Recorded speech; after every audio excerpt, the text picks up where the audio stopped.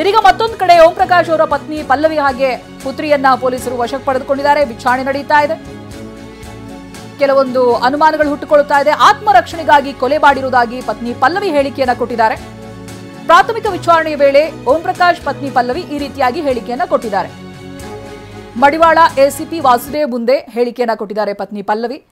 ಏನಂತ ಆತ್ಮರಕ್ಷಣೆಯನ್ನ ಮಾಡಿಕೊಳ್ಳೋದಕ್ಕೆ ಕೊಲೆ ಮಾಡಿದ್ದೀನಿ ಅನ್ನೋದಾಗಿ ಪತ್ನಿ ಪಲ್ಲವಿ ಹೇಳಿಕೆಯನ್ನ ಕೊಟ್ಟಿದ್ದಾರೆ. ಆಮೇಲೆ ಕೊಲೆ ಮಾಡಿದಂಥ ವಿಚಾರವನ್ನ ಕೂಡ ಪತ್ನಿ ಪಲ್ಲವಿನೇ ರಿವೀಲ್ ಮಾಡಿರೋದು.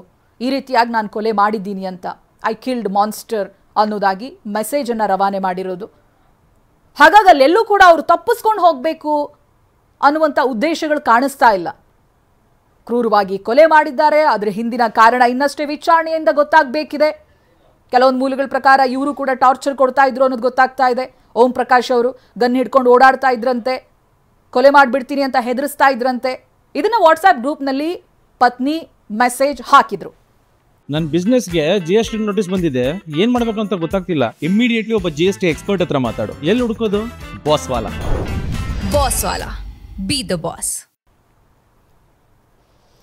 ಈ ಬಗ್ಗೆ ಇನ್ನಷ್ಟು ಮಾಹಿತಿಯನ್ನು ಪಡೆದುಕೊಳ್ತಾ ಹೋಗ್ತೀನಿ. ಪ್ರತಿನಿಧಿ ಜಗದೀಶ್ ಪೊಲೀಸ್ ಠಾಣೆಯ ಮುಂಭಾಗದಿಂದ, HSR ಪೊಲೀಸ್ ಠಾಣೆಯ ಮುಂಭಾಗದಿಂದ ಲೈವ್ ನಲ್ಲಿ ಜಾಯ್ನ್ ಆಗ್ತಾ ಇದ್ದಾರೆ ನಮ್ಮ ಜೊತೆಗೆ.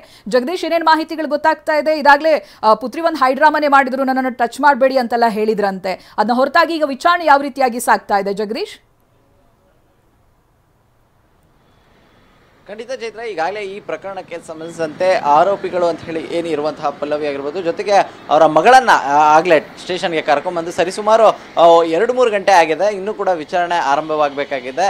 ಮತ್ತೊಂದು ಕಡೆ ಈಗಾಗಲೇ ಓಂ ಪ್ರಕಾಶ್ ಅವರ ಏನು ಮೃತದೇಹವನ್ನು ಸೆಂಟ್ ಜಾನ್ ಆಸ್ಪತ್ರೆಯಲ್ಲಿ ಇರಿಸಲಾಗಿತ್ತು. ಅಲ್ಲಿ ಮರಣೋತ್ತರ ಪರೀಕ್ಷಾ ಪ್ರಕ್ರಿಯೆಗಳು ಕೂಡ ನಡೀತಾ ಇರುವಂಥದ್ದು. ಇನ್ನು ಇದಾದ ಬಳಿಕವಾಗಿ ಏನು ಅಂತಿಮ ದರ್ಶನಕ್ಕೆ ಅಂತೇಳಿ ಅವರ ಕುಟುಂಬಸ್ಥರು ಜೊತೆಗೆ ಆಪ್ತ ವಲಯದಲ್ಲಿದ್ದವರಿಗೆ ಅಂತೇಳಿ ಒಂದಷ್ಟು ವ್ಯವಸ್ಥೆಗಳನ್ನು ಮಾಡಿಕೊಳ್ಳಲಾಗಿದೆ.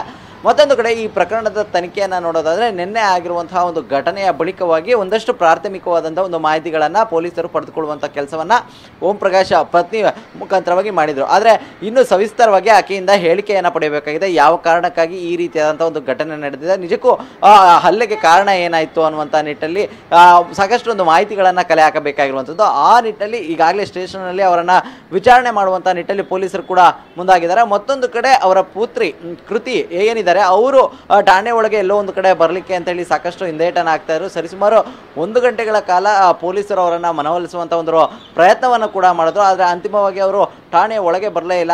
ಹಾಗಾಗಿ ಠಾಣೆಯ ಬೇಸ್ಮೆಂಟ್ನ ಒಂದು ಕೊಠಡಿಗೆ ಅವರನ್ನ ಕರೆದುಕೊಂಡೋಗಿ ಇರಿಸಲಾಗಿರುವಂಥದ್ದು. ಅಲ್ಲಿ ಅವರಿಂದ ಒಂದಷ್ಟು ಮಾಹಿತಿಗಳು, ಅಂದರೆ ಈ ಘಟನೆ ಸಂದರ್ಭದಲ್ಲಿ ನೀವು ಎಲ್ಲಿದ್ರೆ, ಅಂದರೆ ಅದೇ ಮನೆಯಲ್ಲಿ ಇದ್ರು, ಅವರು ಮೊದಲನೇ ಫ್ಲೋರ್ನಲ್ಲಿ ಇದ್ರು ಅನ್ನುವಂಥ ಒಂದು ಮಾಹಿತಿಗಳಿರುವಂಥದ್ದು. ಆದರೆ ಈ ಕೊಲೆಯಲ್ಲಿ ಆಗಿರುವಂಥ ಕೊಲೆ ಏನಿದೆ ಅದು ಸಾಕಷ್ಟು ತೀವ್ರ ಮಟ್ಟದಿಂದ ಆಗಿರುವಂಥದ್ದು. ಅಂದರೆ ಒಬ್ಬರಿಂದ ಈ ಕೃತ್ಯ ಆಗಿಲ್ಲ ಅನ್ನುವಂಥ ನಿಟ್ಟಲ್ಲಿ ಒಂದಷ್ಟು ಅನುಮಾನಗಳು ಪೊಲೀಸರಲ್ಲೂ ಕೂಡ ಇರುವಂಥದ್ದು.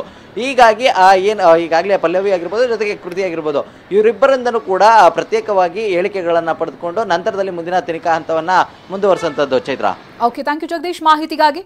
ಇನ್ನು